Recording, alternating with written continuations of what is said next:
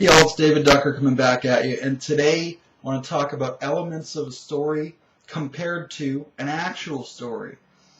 A lot of game mastery guides, GM guides, will tell you in great, even players' handbooks will tell you in great detail how to make a world.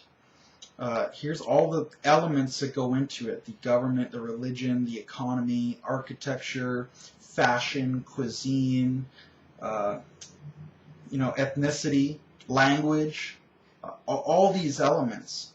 Perhaps, what kind of animals they've domesticated or plants, what the terrain is like, if it's rocky or if it's a swamp, mountainous, a valley, whatever it is. They'll give you great detail on all those things.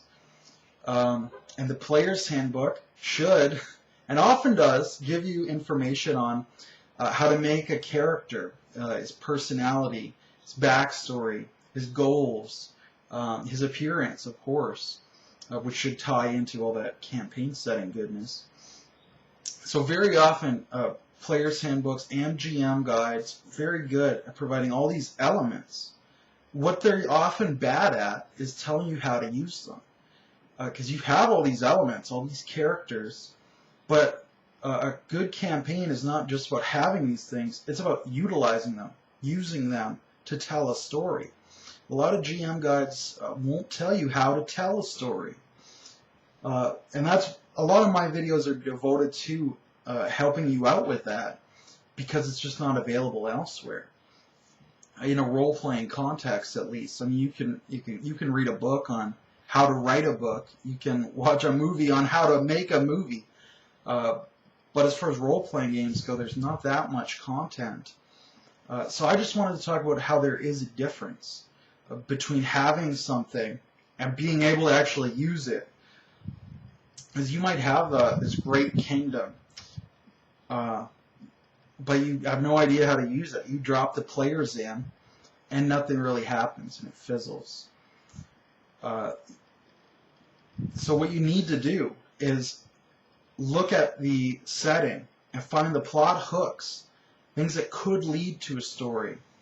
And then, as a GM, you need to, in your mind, elaborate how that story could work or how it could play out. And you need to get the people who would be involved in the story. Because that's what you need. You need the institutions, but an institution is just made out of people. And, a culture, it's just made out of people. People are the atom of your setting. Everything is made out of them. NPCs, characters.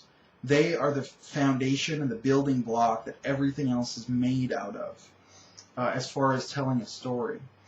So you need to find how these institutions can tell a story and what people would be involved in that story. And you need to have these institutions say what kind of person would reveal the most about that institution. If you say the government is very conservative, well, that's fine to say that, but now you need to make a lot of conservative NPCs. You need to show that, not just say it. Show, don't tell.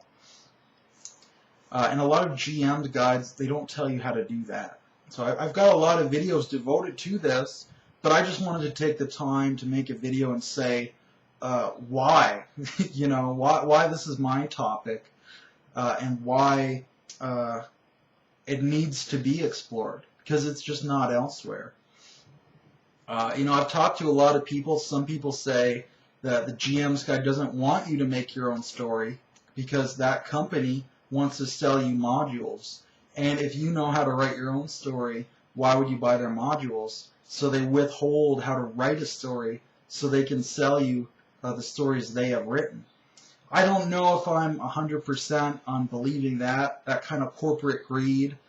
But I thought it definitely bared some repeating there.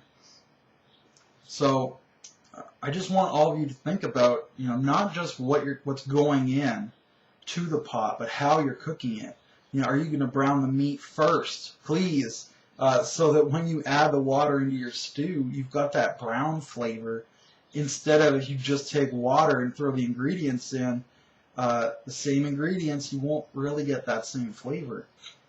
You know, sometimes when you add the ingredients or how you prep them, rather than just having them, you know, you got to know what you're going to use them for. The function will determine the form in many ways. And I've been talking about this a little bit with my Solar Wars video series, where I go through the creation of my newest campaign, and I talk about why I did the things I did.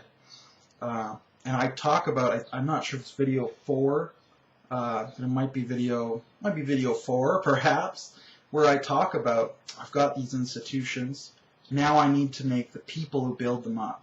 I've got these plot hooks and storylines, now I need to make the people who will lead the players into that story and take them on this journey. Because it's the road, it's not always just the destination. And a lot of GM guides, they'll let you build a destination, but they won't tell you how to walk that road. And there are a million ways to do it. You know, this would be many chapters in a good GM's guide, and you know, I've done many videos on it. But mine is even only one style, and I'm sure there are dozens of others as well. So I just thought I'd kind of ramble about these topics, about the elements of story versus the ability to tell a story. So I'm going to sign off now before I ramble at you further.